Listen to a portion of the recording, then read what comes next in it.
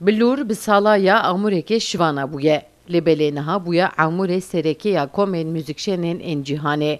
Dengê bilûrê vêga bi saya müzîkşen û bilûrvanek li hemî cîhanê heye. Gencê Kurd xelkê navçeya Koser ser bi bajarê Mêrdînê bilûran jûnû ve zindî û nûjen dike. Müzîkşenê Kurd xurfeyek amala xwe kiriye kargeha çêkirina cûreyên bilûran. Stranbêj ji malbatek huneriyê mezin bûye. Xufêrî lêdanê jî kiriye.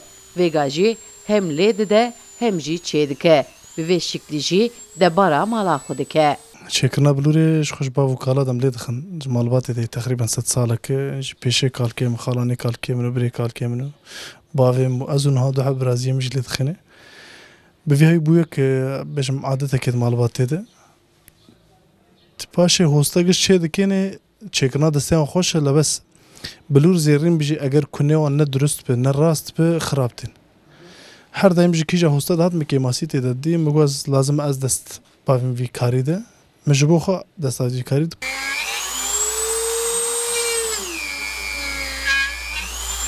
Bilûrvan dibêje hin hoste bilûra ji dara maziyê çê dikin. Lê bilûrvanê Koserê bi hostetî bilûrên xwe ji darên mişmişê çê dike û difroşe welatên Ewropayê. Lewra dibêje dengê bilûrên ji dara mişmişê xweştir e. Herî zêde daxwaz ji hunermend û ji sazbendên Ewropa tên. Her wiha ji nava Tirkiyeyê jî siparîşan digire. Nerîna bilûrê di gelek însana de lazim e bêguhertin jî baş be. Bi şivana hatî nasîn lê enstrûmanek bi rastî jî kevne şopî gelek dewlemend e. Ji ber ku her müzik û her stayl û her reng tu karî pê lê bixe. Hêdî Ewropayî bi vî tiştî de hesin yani di nav enstrûmanên amûrên kevne şopî ya herî dewlemend bilûr e. Ji ber vê yekê tenê yani nerîna şivanî û şivan tenê lê dixê mere bê nerînê lê binere mixabin ez bêm şaşiyake.